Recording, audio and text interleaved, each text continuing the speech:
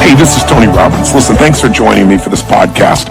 My entire passion in life is helping people to create an extraordinary quality of life. That means life on your terms. And one of my obsessions for the last 38 years has been business. And the reason is because most of us spend more time in our work and our business than we do with our children even, than we do with a spouse, a boyfriend, a girlfriend, or those that we love. A business becomes an extension of a person's identity. And so I found that if you can help someone transform their business, to a great extent, you transform their life, because it's the place that causes them to grow and expand and to find a way to add value. And my passion for business is really simple. I love seeing people take control of their own lives and create the life that they deserve by finding a way to do more for other people than anyone else does. So this podcast has one purpose: to truly help you create business breakthroughs, the psychological insights that can get you to go to the next level. Anything that's usually a chokehold on the growth of your business, 80% of that is the psychology of the owner, and 20% are the mechanics or the strategies. And I'm a strategist, and this podcast will have both. I'm going to share with you some of the best insights and strategies that I'm aware of in the field. But if you're going to really make progress, it's going to take more than just information or listening to podcasts. It's going to require some real change. And everybody wants things to be better, but nobody wants the change. If you really want to take control, if you want to make real progress, then let's begin the journey with this business podcast now. Netflix, Starbucks, Apple, Amazon, Costco. What do these companies all have in common? Strategic innovation. All of these companies rewrote the rules for competition within their industry. They found unique ways to provide more value than anyone else, and that's why they're dominating. But strategic innovation is different than constant, never-ending improvement. While you can't run a successful business without making improvements, it's strategic innovation that will help you reshape the landscape of your business and, ultimately, take over your entire industry. Because the market will always be searching for something new. And you, not your competitor, must be the one to give it to them. You must always be looking for ways to create something more, new, or better than what currently exists. Consumers are no longer impressed with any one new feature or service for very long.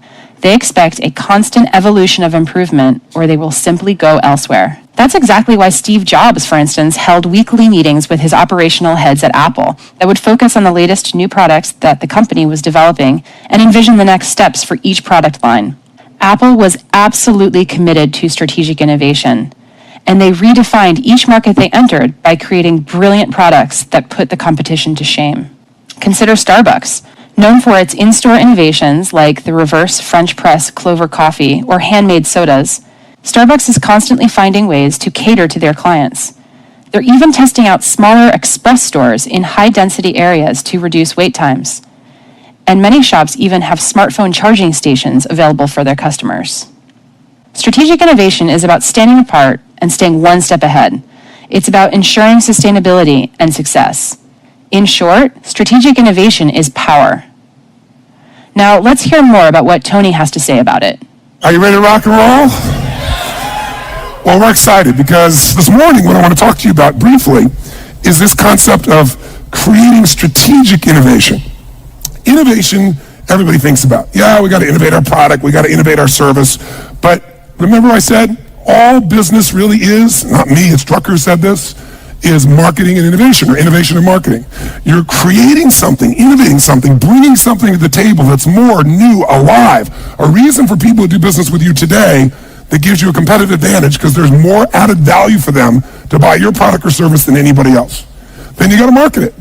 Those two forces have to be institutionalized in your organization. It used to be you could come up with a killer service. You could come up with a killer product.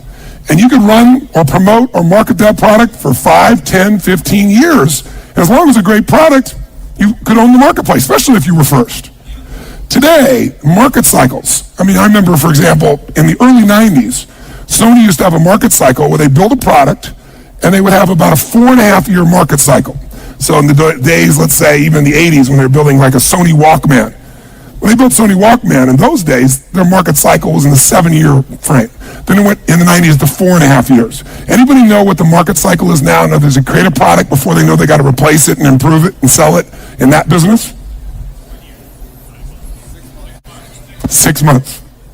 6 months. They know that if they are going to hold on to a customer every 6 months, they have to find some way to take it to the next level. And by the way, Sony used to do that. and they owned the marketplace. Who replaced them in the sense of innovation when it comes to technology? Quick. Apple. Sony was the Apple. But interestingly enough, Sony got to the point where they stopped doing the same level of innovation. They started coming out with products that looked different, but there was no real innovation. Innovation isn't just looking different. Innovation, by the way, can be looking different. Looks can be an innovation, believe it or not. But it can't be the only innovation over and over and over again, or customers just get used to it. It doesn't mean anything. There's not enough added value. So what is strategic innovation? It means training everyone in your organization to think, we have two jobs. I don't care if you answer the phone, or you work in the stock room, or you're in marketing and sales, or you're head of accounting. I don't care who you are. We do two things here. We innovate and we market. Anything you can figure out, anything you can bring to the table that can help us to innovate, make our product or service better in some way for consumers to meet their needs. The more we can know about their needs and the more we can find to meet those needs, and anything you can tell us that can get us out there to educate people about why ours is better, any way we can get our message out in a unique way, we all need to know. You need to reward within your organization. Now, strategic innovation is different than just constant, never-ending improvement. Constant, never-ending improvement is a very, very important principle. If you're not constantly improving, you're definitely going to be passed up by your competition. But if you're thinking about strategic innovation, what it really means to me is rewriting the rules for competition within an industry, within an area. When you change how people compete, when you change the rules, you take over that industry. You shift completely the game. So in my industry, the vast majority of people spoke and still do for 1 to 3 hours, which many of you yesterday wish I was one of those people. But that's usually it, because what it was is about inspiration, right? It's inspire people. And what happened for me is 90% of them are an hour, 90 minutes. And I was like, it's wonderful. That's a useful tool. But, inspiration is like motivation. Motivation's nice, and it's like a bath. It doesn't last, but you still take a bath every day. But my view was, how do I get people into immersion? How do I put people in an experience where their life really changes? And so I changed the game, and people never even considered saying, we're going to do 3 or 4 days and nights where you're going to go 50 hours. No one will sit there. They won't sit for a 3-hour movie that someone spent $200 million on. But I changed the game. I changed the rules, because once people got the result, even if in the beginning it was tough on them, by the end, the level of transformation was so huge, it changed the rules, it changed the game, it changed the size, it gave me a brand, it let me dominate an industry. Because when people walk up to me throughout my life, the number one phrase, you can see me anywhere in the world a dozen times a day, not in the seminar, I mean just walking around, is, oh my God, Tony Robbins, you changed my life. It's like, I always say, you changed it, thanks for the credit, I'm glad I helped. But they'll say that like clockwork, every single time. That's different than I like your product. That's different than I enjoyed your seminar. You changed my life. That changes the rules for competition. That created a different way of competing. Now, I didn't do it to compete. I did it because my passion was, I love people, and I don't want them just to be inspired for the moment. I want to make sure they really have the tools, the skills, the ability, the shift that creates a lasting change in their life. And I wouldn't settle for anything less. So you don't have to do it to compete. You strategically innovate because you're obsessed with meeting the needs of your clients. That's the difference. Now, who's done this? Well, Sony did it in a really simple way.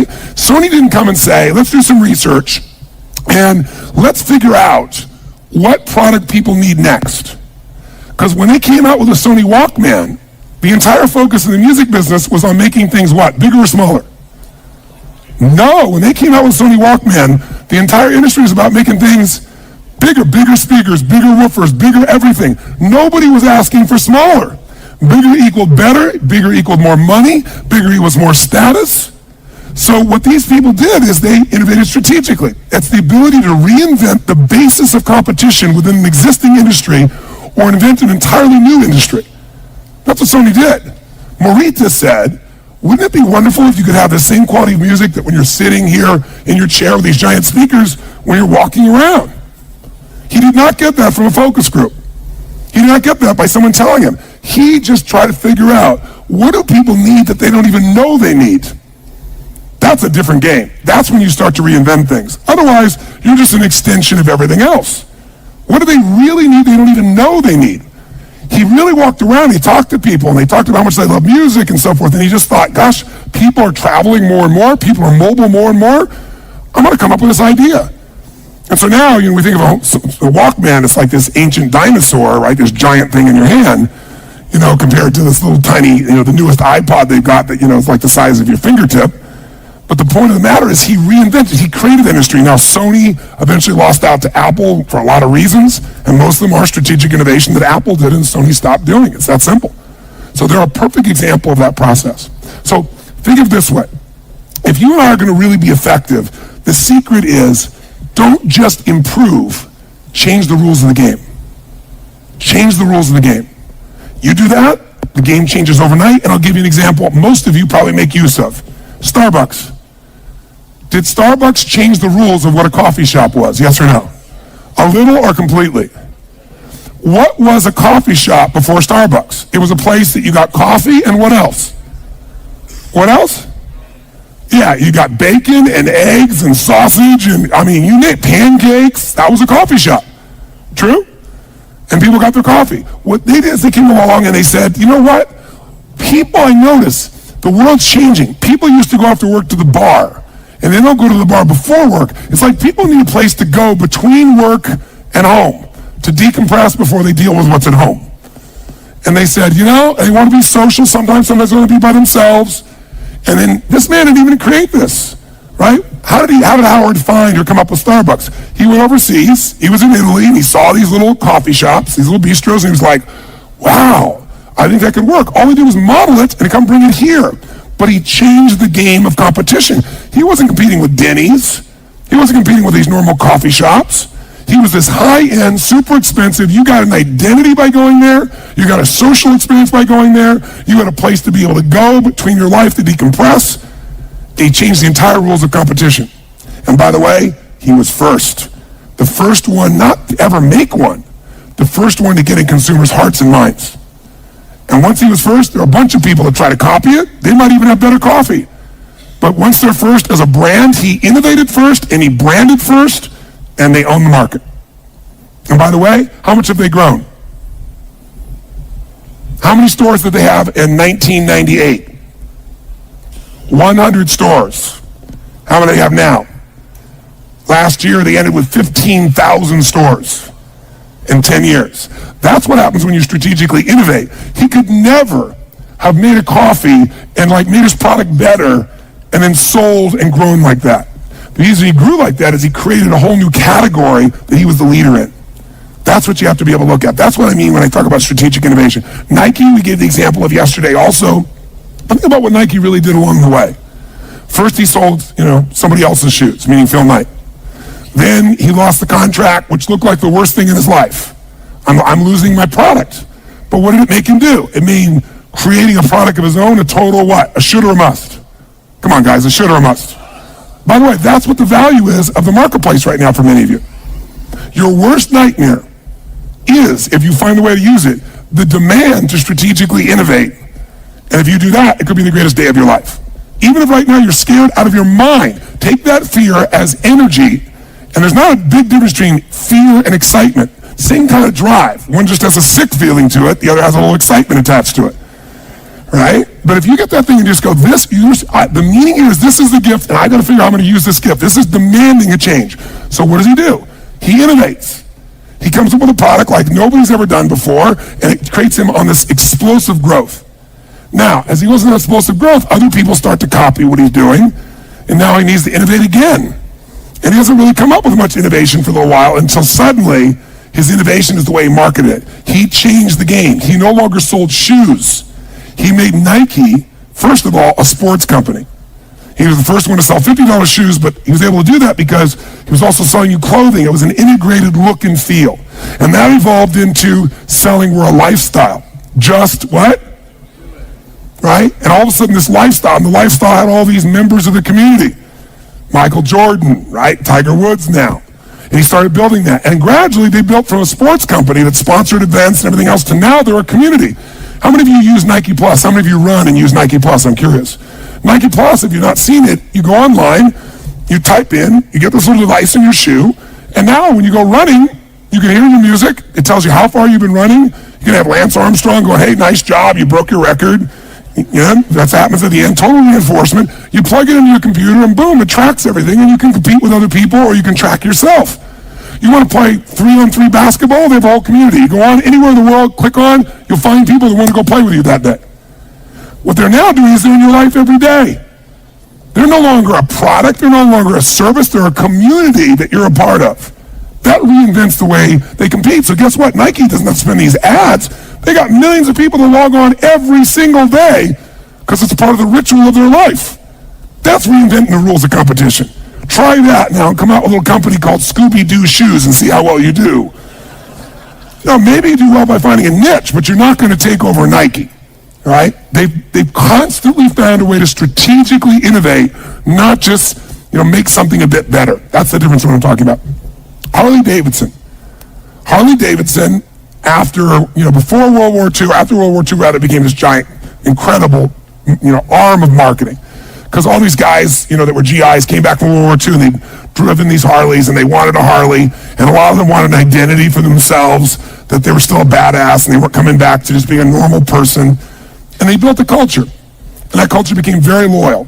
And that culture was promoted in movies, and it was an identity, right? Born to be wild, this crazy, outrageous person who's totally independent, owns himself, is tough as nails, totally masculine. Now, they went through this tremendous growth period, and then all of a sudden, in the 80s, the Japanese started building much better bikes. Lighter, faster, cheaper, stronger, and Harley started to just drop through the absolute floor. Harley was on the verge of bankruptcy after being around since the earliest days of motorcycles. And what turned them around? Strategic innovation. Somebody came in, the new management team, leadership team, the CEO gets a lot of credit, but it was really a team. And they said, you know what? If we're going to innovate, we got to say, what business are we really in? That's another way you can find how to innovate. You keep thinking you know what business you're in. You think you're the person that builds casinos. That's only one way to look at your business. There's a much broader version of what business you're in. And they start looking around and saying, who are our customers really? What do our customers really buy from us? Are they buying a motorcycle? No. They're buying an icon. They're buying an identity.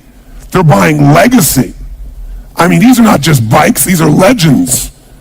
And gradually they began to realize what we really sell at this stage, we've been around so long, we're really selling a heritage. We're selling a legacy. We're selling a lifestyle. We're selling a way to live. We're really selling nostalgia, a mindset, because baby boomers, they found, guess who buys the most number of motorcycles? What age today do you think? 38 to 50. It's somebody about to have or in the middle of their midlife crisis who says, I'm still badass even though I'm old. And they begin to realize that's where 80% of these motorcycles are sold. So they said, here's what we're going to do. We're going to sell this identity not only to these people. If we want to expand the market between 38 to 50-year-olds, we're selling nostalgia. Some people aren't going to ride a bike, but they want the identity. And guess how they grew their business like crazy and expanded all their marketing, started selling all the clothing like crazy. The market became create an identity. So I can remember, I never rode a motorcycle. Growing up, one of my cousins, was on a motorcycle. We had no money, so I couldn't afford one.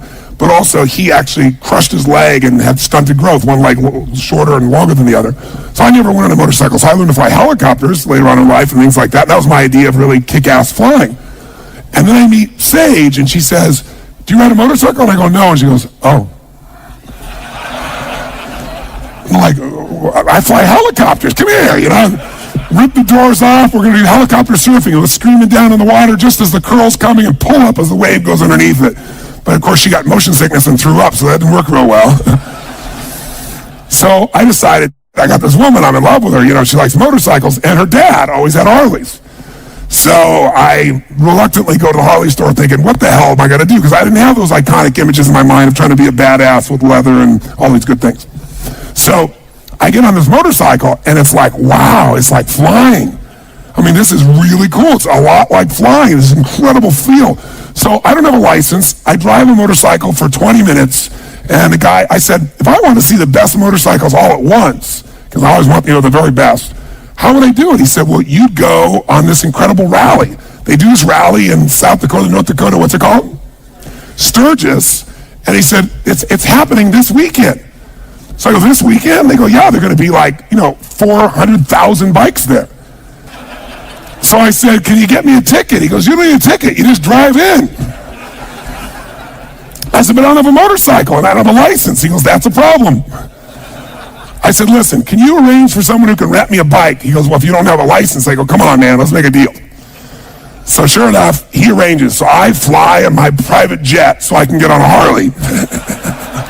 So I can feel cool, right? So I fly to Sturgis and bring Sage. I've only driven one of these things for 20 minutes. I've never had anybody on the back of it, and I have no license. But I'm going to Sturgis, baby. And I got my leather jacket. And my chaps, the full thing, ready to rock. So I get there, the guy gives me this thing, I'm trying to figure out how to orient him, going, come on, hon, get on the back, and she's looking at me like, can you really do this? And then we did this drive, unbelievable drive, and went down Mount Rushmore, and it was just incredible.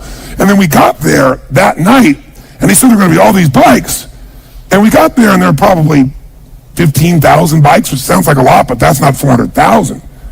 And by the way, Sturgis is this little tiny town. I'm thinking, well, there's a lot of bikes, but it's not terribly exciting. You get there at evening, and the only place that's the nicest place in town is the Best Western. So I took in the Best Western, which is probably normally $99 a night, and it's $600 a night that week. And so I wake up the next morning, and there's 500,000 bikes on the road. They all arrive that morning. You can't move, and I'm out of my mind. And I bought everything you can imagine, And it was the first time in my life people were going up to me with a camera going, excuse me, sir. And I'm like, sure. I was like, no, can we take a picture of your lady?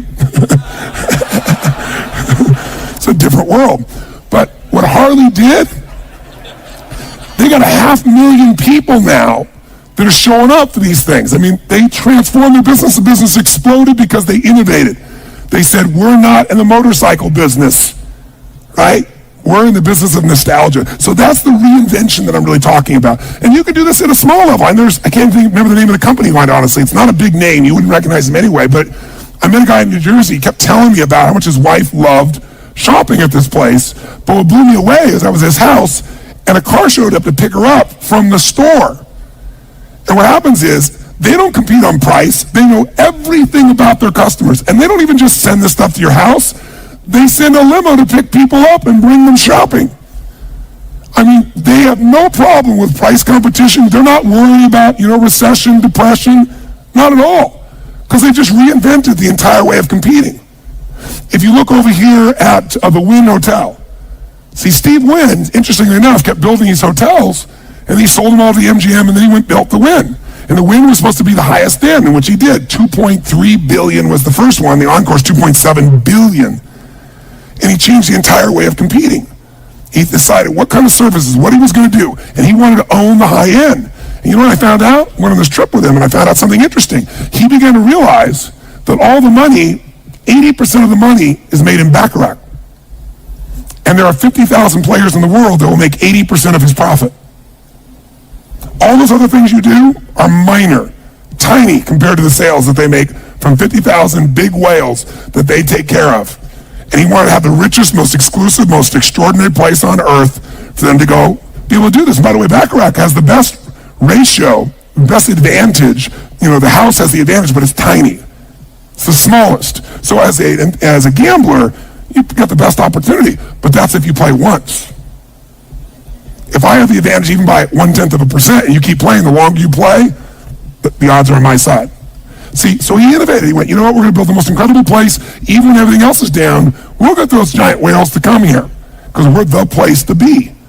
Reinvented the way of competing. He didn't have to build volcanoes and things like that. Built something really cool, really magnificent, but really made for a different market. He said, not only who is my customer, who do I want my customer to be? That's a question you need to be able to answer if you're going to really be effective. Because many of you are looking at your current customers, and your current customer's not buying as much, and you're going, oh my God, what do I do? Well, maybe I need to get them to buy more, maybe I need to get more customers, or maybe I need to get a different kind of customer. This is when we start to strategically innovate as opposed to just improve what we have right now to make something happen. So, let me very quickly give you this. There are 3 points I want you to know and think about when you think about strategic innovation. The first one is you really ideally want to be in a position where, if at all possible, I don't care what your approach is, you put yourself in a place where you want to be ahead of the curve. You want to be slightly ahead of the trend. You want to at least be on trend, but if you really want to be the innovator, you've got to be at the front of a trend, the initiator, if you can, of a trend. Because when you're first and you create a trend, you become branded, and that branding, if you do your job, is hard to get rid of. I'll give you an example. What was the first university that was ever built in the United States? Harvard. What was the first, for example, rental car company in the United States? Quick. Hertz. What was the first soft drink in the United States? Coke. And by the way, guess who's still number one in each of those categories? All three of those. And that's been more than 100 years. 150 years, 200 years in some of those situations. See, when you step in and you become the innovator and you create the category, everybody else has to fight for second place or third. In fact, Avis finally figured a way that they could strategically compete. They said, we're never going to be number one. So they said, we're not number one, we're what? We're number two, but we try harder. They created a new category, the try harder category. We're number one in the try harder category. They may be number one because they've been around forever, but we're going to please you. We're going to do something in a different way. That's the way that you differentiate and produce something. You know, you also, if you're there first, I'll give you another example. A friend of mine, the gentleman that financial person that I coached for the last 17 years, he introduced me to a man, and we're having lunch one day, and he goes, here's my friend, and we start talking. I said, well, what business are you in? He said, bottled water, but I'm about to get out of it. And I said, oh, that's interesting. This was like in the, I think, early 90s, if I remember, late 80s, probably early 90s when we had this conversation. He goes, yeah. I said, wow, what a trend. The idea that people could get us to pay for these bottles of water, you know, $2, $3, that everybody used to drink for free. I mean, that's the ultimate marketing. In fact, Coca-Cola and people like that were making more money. Some of them were charging more per ounce for water than for Coke, or than for beer, or Borden's milk. It was just water. I said, that's amazing marketing. He goes, yeah, I was really lucky, though. He said, I got in the mineral water business right as a trend happened. I said, what was that? He said, when people started saying it was okay not to drink, and he even started promoting designated driver, I thought, this is a trend that I think is going to stick. You know, I think people are going to take advantage that they don't have to drink. They don't have to feel pressure to drink. And I think they're going to look for an alternative while they're in the bar. And he said, I thought the alternative was this little company I bought for $500,000 called Perrier. He bought it for $500,000. It was making $100,000 a year. He kept that company for 15 years and sold it for $2.2 billion because he was ahead of a trend. All right? And he was there. And by the way, people don't say, give me a mineral water. Most of the time, they'd say, give me a Perrier. In fact, Pepsi hates that people still often say, can I have a Coke? Because they're first. Right? And so in any industry, you can do that. You know, in my industry, the greatest compliment I get is speakers come up and say to me, oh gosh, guess what? I have these people tell me, you remind me of Tony Robbins. And I think, wow, I'm really complimented. I'm also going, great, I want you to be like Tony Robbins. That's a great compliment for me, a great compliment for you, but it also comes because I was your first baby and I did my job. I delivered in a category no one had ever done anything like. That's how you strategically innovate and own something. See, you got two choices. Try to go sell everybody, or have people, when they think of the best, they think of something they want, and they think of the best, they think of you. Very, very different game. Very, very different approach. Now, you want to be first ideally, but if you can avoid it, you don't want to be the ultimate pioneer in some businesses, because the pioneer, the Indians usually put arrows in their back. So it's nice to know the trend is real if possible. It's not always possible. But ideally, you're the lead. The other thing you want to do ideally is get in a game with infinite upside. Get in a game with infinite upside. If you're going to strategically innovate and you're going to create this new product, this new service, this new approach to things, you don't want to be in a situation where you spend all this time and energy and create something new that has a limited amount of upside. It's going to have a 3-month upside, a 6-month upside, or people can only do so much. Now, I didn't do this because I didn't enter a business and go, where can I go get the largest margin possible as a business owner? This was my mission. So I didn't do that. I didn't go, where do I do a business that I can go sell for 10 times, 20 times, 30 times? Where am I going to get the largest multiple? I didn't do that. I didn't look for infinite upside. In my case, it was just driven by wanting to serve. But today, as a businessman, entering into businesses, I'm going, what's a trend that's just beginning that I think has real legs? Is there a place, is there a way to partner where we're the leader in that trend, but also where that trend's not going to be short-lived? It's got infinite growth and upside. Where there's real opportunity. Then you start to think in a more strategic way. Is this making sense? Yes. Okay? So now, you might say, okay, Tony, this is all cool, but how do I do it? Here's what, I'm going to make this so damn easy. 5 little areas that if you go into these areas, you will automatically get the ideas for strategic innovation. In other words, if innovation needs to be a part of your life, and you're saying, okay, Tony, I want to innovate, how do I do it? If you do these 5 things, or even a couple of these 5 things, you're going to find yourself in a position immediately where innovation will start to happen, because your goal is not to be the innovator. Your goal is to have an organization that constantly innovates. Because if you're the innovator, then the entire business is still dependent upon you. But if you're the person that's creating innovation, by a system you've created, then the people can change, the environment can change, and the innovation is going to keep occurring. So here's the first of the 5. I want you to jot these down, and then afterwards, I'm going to have you jot down how you could use these 5. So the first one is, you need to get new voices. You need to get new voices. Now, what does this mean? Well, I know companies. One of my friends is a guy that's worth about $6.5 billion. He's a very private man. He's in New York City. Most people don't even know his name, because everything he does, he's in the background of. I have enormous respect for him because he gives away about $100 million a year anonymously each year to organizations that he thinks makes the largest difference in the quality of human beings' lives. Like last year he did one for a mentoring organization. He's just a wonderful guy. Totally private man. How does this guy, who's very quiet, he frankly, when you're in a room, you don't know he's there. At the end of the meeting, when everybody's talked, he might say something. He says it real quietly. People kind of lean in like E.F. Hutton, in the old days to listen. But he has this incredible ability to take companies to another level. And the reason is, he just told me, he said, Tony, one of the first things I do, take over an organization, is I figure out what that organization is, what the trends are, and then I go find somebody else, a group of leaders to bring there, not to run it, but because I know they're going to bring a completely different voice to the organization. And one example I'll give you that I know about, that he told me about from a friend of his, is remember when IBM grew like crazy? They managed to give away the most valuable thing in their entire life, the software to the IBM PC, to Windows. I mean, think about it. Here's a man, who runs Microsoft, this little company, this young boy, who's creative and gutsy. He leaves college, Bill Gates, and he calls the guys who have the Altair computer and says, you got this computer and you have no software. I've written software for it. Which, by the way, he hadn't written one line of code, and he didn't even have access to an Altair computer. He just believed he could, and he sold them. And they got together and started writing code, and he figured out how to do it. He got the thing going. And then what was his big breakthrough? Did he write MS-DOS? No. How did he get MS-DOS? Someone tell me. MS-DOS, which is the basis of making all his money. Before he copied Apple's Windows, it was MS-DOS. He bought it. How much? Anybody know? $50,000 he bought MS-DOS.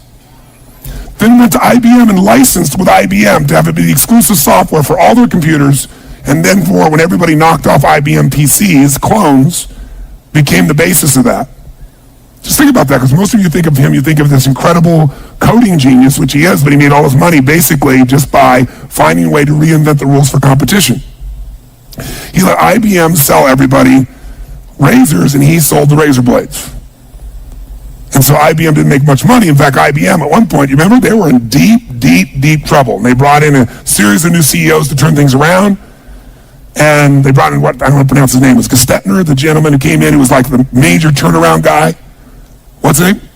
Gertner, thank you. And Gertner comes in, and sure enough, when Gertner came in, the first thing Gertner did, was brilliant, is he realized that for IBM to change, somebody interviewed him in an article, and this is where I saw it, and they said, will IBM be able to turn things around? Will they be able to come back? Will they be able to become a force in computers or computer services or any of that nature?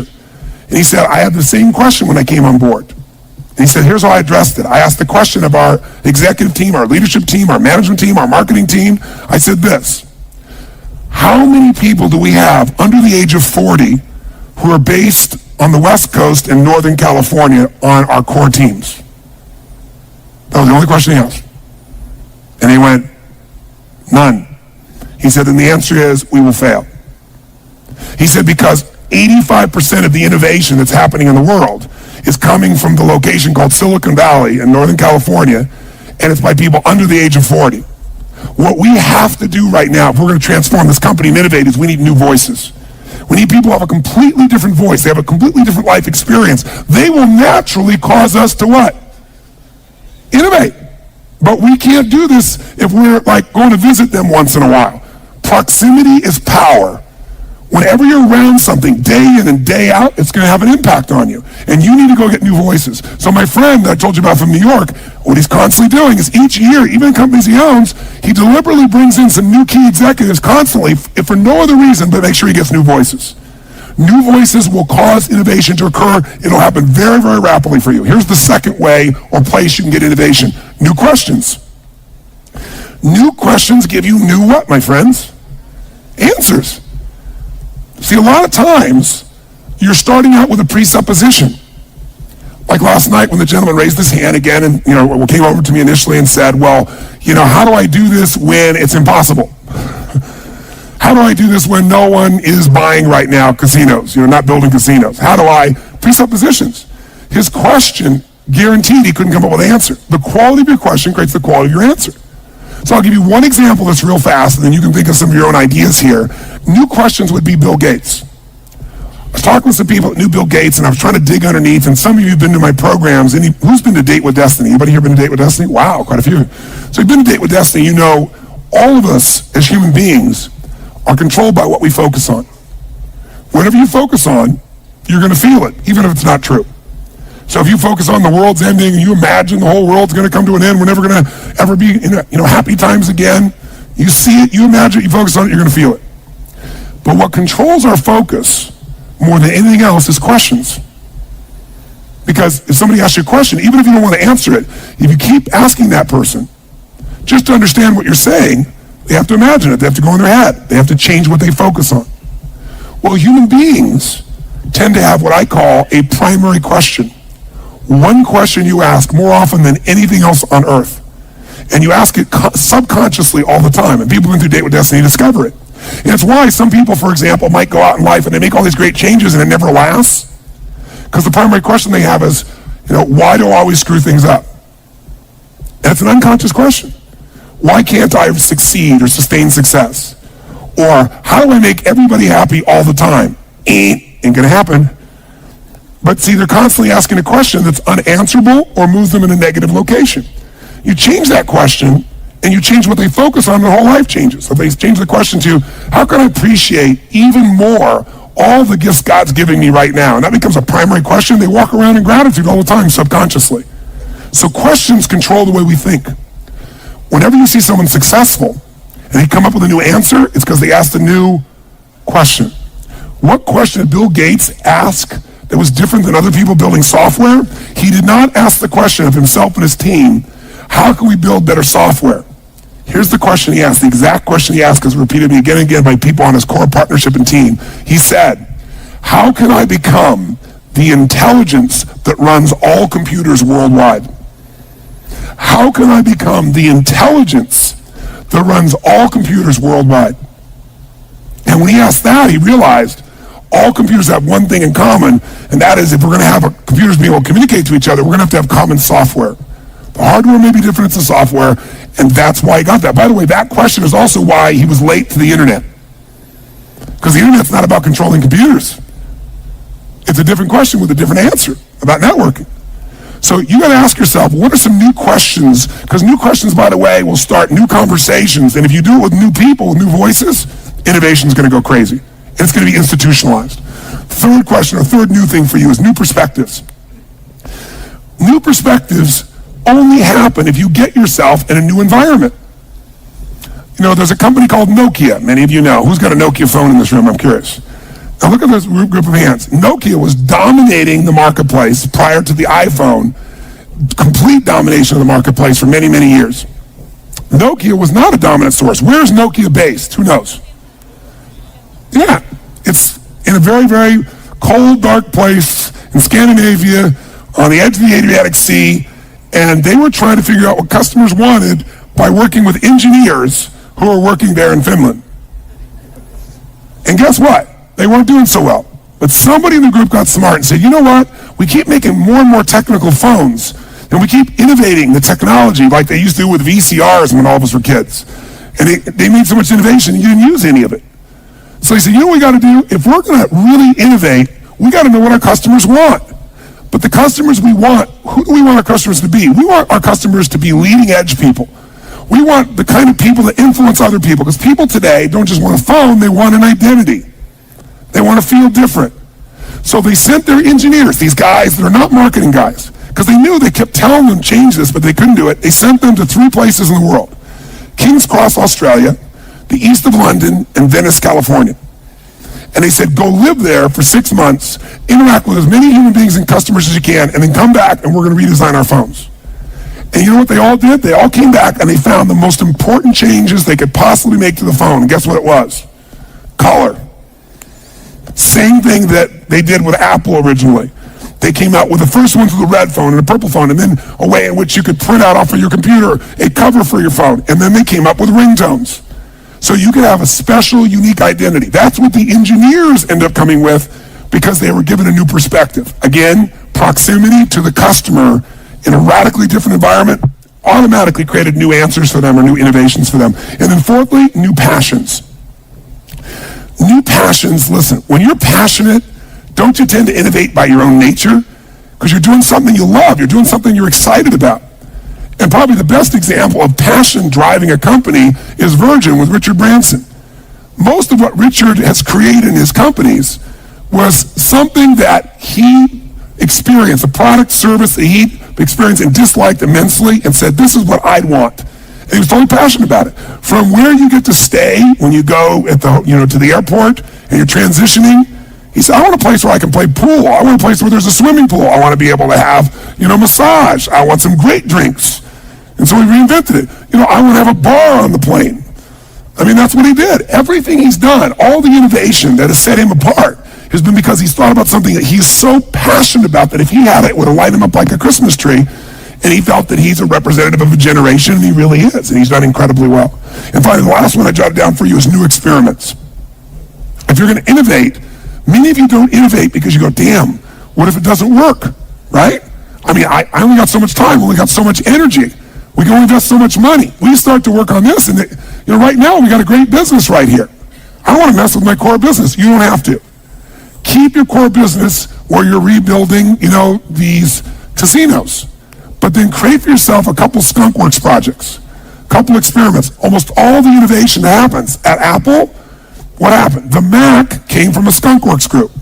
A group of people, they said, you know what? We're building the Lisa. All our money's going into the Lisa, the computer they're building at that time. But we're going to take this small group of people, and they're going to go work and see if they can reinvent something from scratch on their own. If it doesn't work, we don't care. We're going to try it. At Google, many of you know, people have about 20 to 25% of their time designed for skunkworks to work on some project they think is worthwhile. Google Maps came out of that. Twitter came out. A company is building these great resources, and this little side, stupid little project called Twitter. And now it's growing at 8,000%. They've already been offered, I think, $300 million or $350 million, right? Facebook wants to buy them. And they're at the beginning of the beginning of the beginning what's happening with Twitter. Total innovation. You can use these same resources. Twitter's an interesting example. I thought to myself, someone's telling me, you got to do this Twitter thing. And I'm like, Twitter? I mean, get a life. When I want to type what I'm doing when I'm doing it, I said, first of all, my wife would kill me because we have a private life. Because I said, oh yeah, here we are in Sun Valley, and all of a sudden people start showing up, right? I said, but second of all, it's like, who wants to read what I'm doing or what other people are doing? I have no interest whatsoever. So my buddy goes, I use it differently. So I said, what do you do? He goes, I use it to get answers. I said, what do you mean? He goes, watch this. He goes, Tony Robbins is here with me right now, beside me, and wants to know how I use Twitter. And he clicked the button, and in a millisecond later, there were 35 people responding, hey, Tony, hey, I went to your seminar, here's what you should do. And we're like, oh, these cool ideas. I was like, wow, maybe I'll open a Twitter account. So I opened a Twitter account without my name. And I did it, and I barely ever used it because since my name wasn't on it, I didn't interact with anybody. And I didn't put anything on there. It was like, what am I going to broadcast? Yes, I'm doing a seminar, right? Yeah, that's new information for me, right? But then one day I thought, there's all these people out there, and people kept coming up to me saying, would you do something to inspire me every day? And I'm like, another product, another service, I don't want to commit to that. And I thought, you know what? I'll just put a quote on my Twitter each day for something, just a simple quote, not just mine, other people's. It'll make me look for one each day, too, that I like, and I'll just share it. And if I find cool clips every now and then that I share with my friends, I'll share them as well. And I did that 10 weeks ago, and this morning we have 300,000 people. And there's 8 million people on Twitter, and we're number 35. And it's like, wow, this blows my mind. It's just a fun, cool little tool. So it wasn't much of a strategic innovation for me. Somebody else created the innovation, but sometimes you can use the innovation for your core business as well. And I use it again to look at, okay, here's just a little experiment I'm doing. You know, gosh, if this continues, maybe it won't, but if this continues, I have 1 million people that I could send a message to 3 months from now, 4 months from now, at the current growth rate, if it stays there. If it takes longer, but I like the idea. God, it's something I really am passionate about. I want to send a message to people, 1 million people like that. That's a great tool. And you know, there's a business application here somewhere for it. Most people haven't figured it out yet. I'm sure Twitter will find theirs. It'll be advertising or something, but yeah, it'll be a great tool for keeping people informed. And what's great is I actually read them all, but I have to respond to them all. It's like email, oh my God, another 300 messages. Twitter is like, oh, it's fun, read it. People put clicks in, I go see what they're doing. It's a very cool thing. So again, you want to look at this and say, I don't have to change my business. Maybe there's some experiments I want to do in my business. And then here's some questions, 9 questions for you to consider. And here's what they are, just I'll read them out for you real quick. What business are we really in? That's a question you got to keep asking yourself. Why are we really successful? Many of you think you're successful for one reason, but you're successful for something completely different. It's worth taking the time with your team to ask this question. Who is our customer really? Or who does our customer really need to be in the next 5 years? If you're going to start a business today from scratch and maximize impact, leverage, and profitability, what would you do? Some of you may be starting a business within your business to compete in this new world. What distribution channels are we not maximizing or using? What technology are we not using or maximizing? That's why I mentioned Twitter to you. What identity do you want people to associate to your business? Who do they become by doing business with you? And if you were going to create another industry from scratch, if you were going to create an industry within your industry or somewhere else, what would it be? So here's what I'd like you to do. Let's just take 5 minutes, literally, to brainstorm how are you going to get new voices into your business? By the way, do you have to hire somebody for them to be your new voice? Yes or no? So if you're brand new, you're an army of 1 or 2 or 3 or 10, you could go get people. You can do it through a variety of sources. You can do focus groups. You can sit with a group of friends. You can get a group of your customers. You could use a service like Twitter. You could do all kinds of things. How are you going to get new voices? But be specific. What kind of voices do you want to get? Who would help you innovate? What kind of person could you bring to the table? Ideally, somebody on your team. But also, where could you get new voices? What are some new questions that you need to ask? I gave you these 9 as a sampling. But what are some questions you need to ask to innovate in your business? Where could you get a new perspective? Maybe after you hear Tony speak today from Zappos, maybe some of you, while you're still here in Vegas, might see if you might make an arrangement to go tour it. Take the hour tour and just go get the perspective of how a business that goes from 0 to $1 billion really runs. If I were you, I would do it. I took the tour myself, incredibly worthwhile. Where could I go right now to tap into new passions? Maybe not even my passion, maybe on my team. I've got some really bright people and they have passions and I don't even know what they are. Maybe their passions are the origination, the place that we get a genesis for a new product, a new service, or a new way to change the rules of competition. And what are some new experiments we could do? What are 1, 2, 3, 4, 5 max new experiments we could try? This program here was the result of an experiment. I was watching television, listening to all the muck, talking to people coming up to me, telling me that I don't know what to do in their business. And then I saw the figure. I'd known it intellectually in the back of my head, but it emotionally hit me. 70% of all new jobs are created by small businesses. I picked up the phone immediately. I called my office and I said, you know what we're going to do? I want to coach 50 business people who have small businesses, 0 to 100 million. I want a variety. $100 million businesses, 50, 10, 5, just starting your business. And I said, I want to coach them for 90 days. And I said, we'll make it really easy. I'll do some kind of immersion. So we did a version like this. Instead of 5 days, we did it in a day and a half. So I basically killed everyone. And I said, then we're going to work online twice a month for about an hour and a half. And I'll keep taking different pieces of information, refine it. And I said, we're going to transform their lives. And we're going to create a system. And once we have that system, it won't be limited to me and my throat. It'll be something that people can do in immersion on their own over and over again so they get the training effect. And I said, and we'll find the right partner, we'll market it together, we're looking for ways of transforming the business. We won't just teach them, we'll give them tools. So we'll team up and partner with the right people. And all this came out of being stimulated by something I'm passionate to make a difference in and doing an experiment. And then I got some new questions, some new voices, and now we're laying the foundation here this week for something that we're going to be launching that I think will be as big as anything we've done in any of our other companies.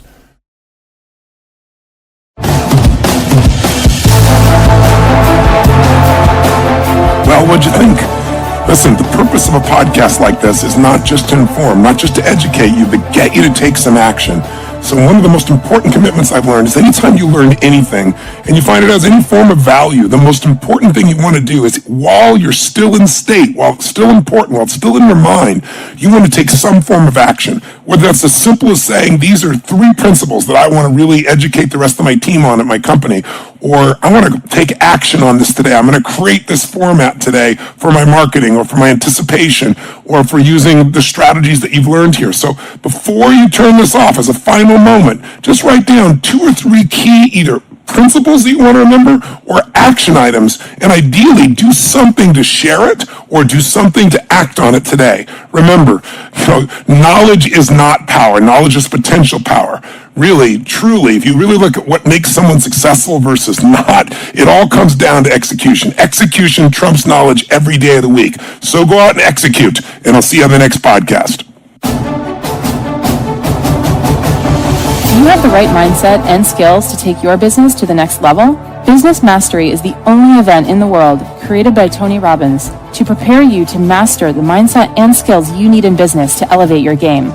A one-of-a-kind, immersive program, Business Mastery will allow you to understand the critical factors impacting your business, then refocus and realign with the strategy and psychology you need to compete and innovate in any economy. Remember, business success is 80% psychology and 20% mechanics. If you're ready to learn and master the strategies to help you grow your business and stay competitive, then don't hesitate.